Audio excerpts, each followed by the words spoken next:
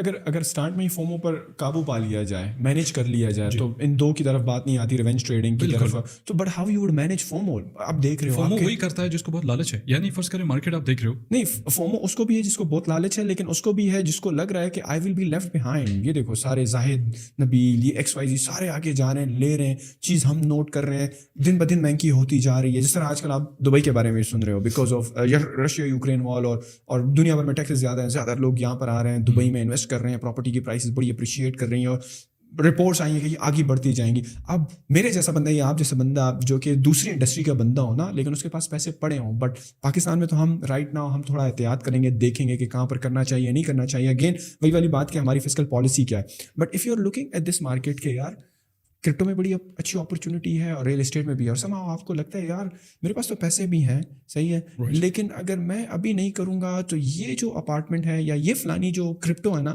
یہ مزید مہنگی ہو جائے گی. تو how you would manage in this situation? Because بڑے اچھے ڈسپلنڈ انویسٹر اس ٹائم پر جو ہے نا, وہ جو اپنی مینجمنٹ ہوتی ہے, جو اپنا ایک وہ ہوتا ہے نا صبر ہوتا ہے, وہ سم ہاؤ اس کو کھو دیتے ہیں اور کہتے ہیں کہ نہیں بس ہم جاتے ہیں, اور then the market trend backward. So how can you manage this FOMO kind of situation? And how do you do that in your trading game?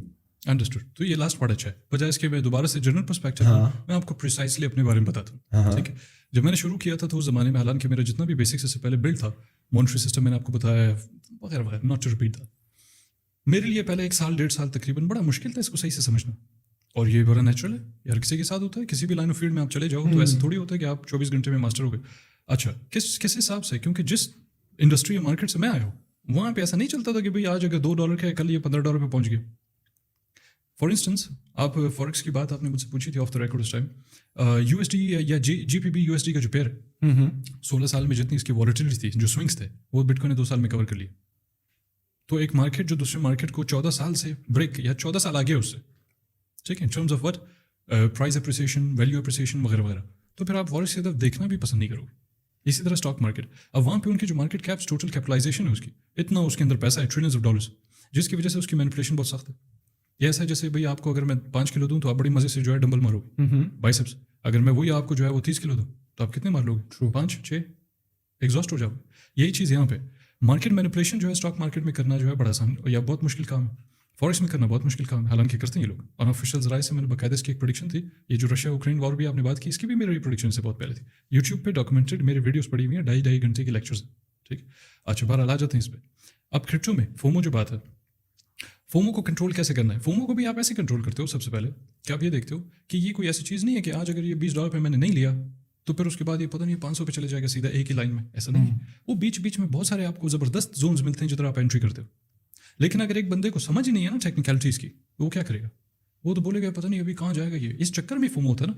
FOMO انسان تبھی کرتا ہے جو بلینک ہوتا ہے وہ ذہن میں, ٹیکنیکل اسپیکٹ سے بلینک جب بندہ ہوتا ہے تو پھر وہ فومو کرتا ہے, کیونکہ اس کو نہیں پتا. اب پتا ہو تو وہ کیوں فومو کرے, وہ لے گا ٹھیک ہے ادھر آ جاؤ بھائی مسئلہ نہیں ہے.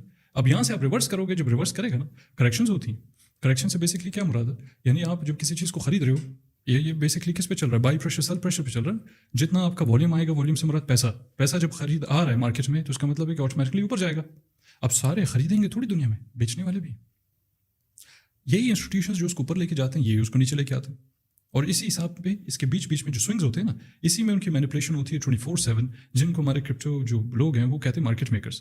جبکہ مارکیٹ میکرز کسی کو پتہ نہیں ہے کون, ان ریالٹی وہ آپ کے انسٹیٹیوشنز اور بینکس بیٹھے ہوئے, وہ یہ سارا کچھ کر رہے ہوتے ہیں.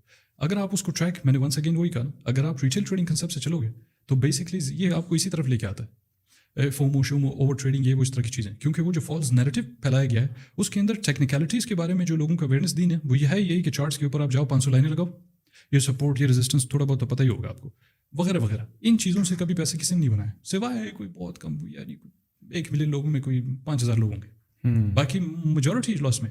اس کے ساتھ ساتھ اسٹیٹسٹک دے دیتا ہوں آپ کو,